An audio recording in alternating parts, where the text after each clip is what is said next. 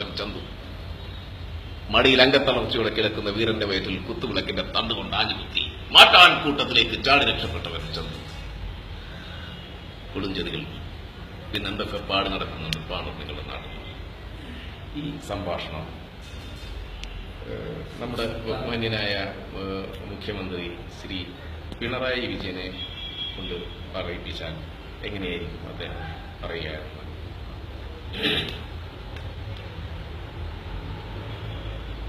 അപ്പോ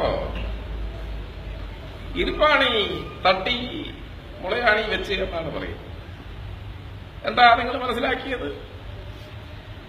നിങ്ങളെ പാണന്മാര് പാടി നടക്കുന്നുണ്ടല്ലോ ഇരുപ്പാണി തട്ടിയത്. ഞങ്ങൾക്ക് ഇരുപ്പാണി തട്ടേണ്ട കാര്യമില്ല. ഞങ്ങള് മുളയാണി വെക്കുന്ന ആളുകളല്ല. ആണി എവിടെ വെക്കണമെന്ന് ഞങ്ങൾക്കറിയാം. അതുകൊണ്ട് നിങ്ങൾ പാടി നടക്കുന്ന കാര്യങ്ങളൊന്നും ശരിയല്ല. പിന്നെ പൊൻകാരെ കൊണ്ട് ചുരിക വിളക്കി എന്നാണ് പറയുന്നത്. ആരാ പൊൻകാരം കൊണ്ട് ചുരിക വിളക്കിയത്? ഞങ്ങളാണോ പൊൻകാരം കൊണ്ട് ചുരിക വിളക്കിയത്? നിങ്ങൾക്ക് തന്നെ ആലോചിച്ച് നോക്കാവുന്ന കാര്യമാണല്ലോ. അതുകൊണ്ട് അത്തരം ആരോപണങ്ങളൊന്നും ഞങ്ങളെ ബാധിക്കുന്ന കാര്യമല്ല. അതൊക്കെ അവിടെ വെച്ചാണ്. പിന്നെ CPM-ന്റെ അണികൾ പിന്നെയും ബാക്കിയാണ്. 16 പിന്നെ 16 പണം കൊടുത്തു എന്നാണ് പറയുന്നത്. ആരാ 16 പണം കൊടുത്തത്?